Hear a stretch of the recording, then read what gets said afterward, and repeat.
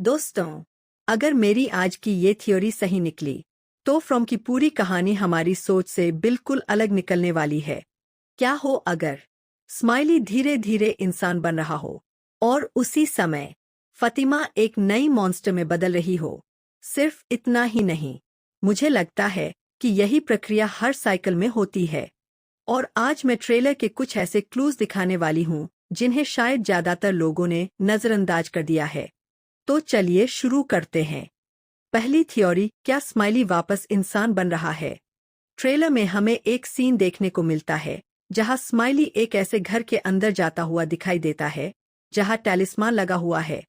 अब तक हमने यही देखा है कि टैलिस्मान की वजह से मॉन्स्टर्स घर के अंदर नहीं आ सकते। लेकिन अगर स्माइली फिर भी उस घर में प्रवेश कर जाता है, तो सवाल उठता है, आखिर ऐसा कैसे हुआ? क्या टैलिस्मान अब उस पर काम नहीं कर रहा, या फिर स्माइली के अंदर कुछ ऐसा बदल चुका है जिसकी वजह से टैलिस्मान उसे रोक ही नहीं पा रहा? दूसरी तरफ फतिमा की हालत लगातार बिगड़ती जा रही है। उसका स्माइली से एक अजीब सुपरनैचुरल कनेक्शन भी दिखाया गया है। तो क्या ऐसा हो सकता है कि जितनी ह्यूमैनिटी स्माइली को वापस मिल रही है, उतनी ही ह्यूमैनिटी फतिमा खो रही हो?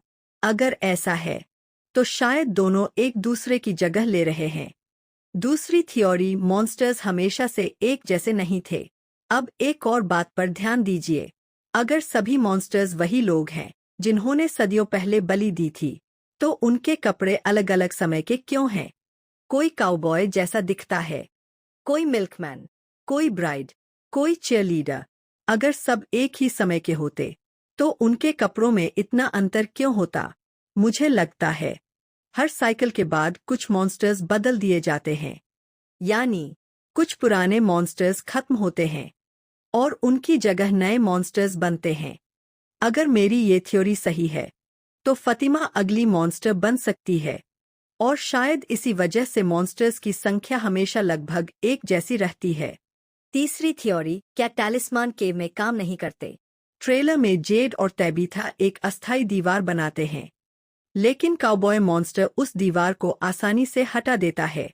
अगर टैलिस्मान वहां पूरी तरह काम कर रहे होते, तो मॉन्स्टर इतना पास कैसे पहुंच गया? मेरे हिसाब से टैलिस्मान सिर्फ पूरी तरह बंद घरों के अंदर ही काम करते हैं, लेकिन केव के अंदर रूल्स बिल्कुल अलग हैं।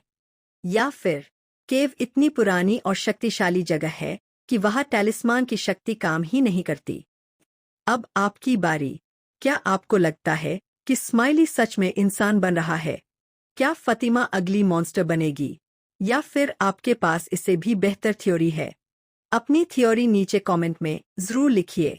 अगर आपको फ्रॉम की ऐसी ही डीप एनालिसिस और हिडन थ्योरीज पसंद है, तो वीडियो को लाइक करें, चैनल को सब्सक्राइब करें और बेल आइकन दबाना बिल्कुल मत भूलिए।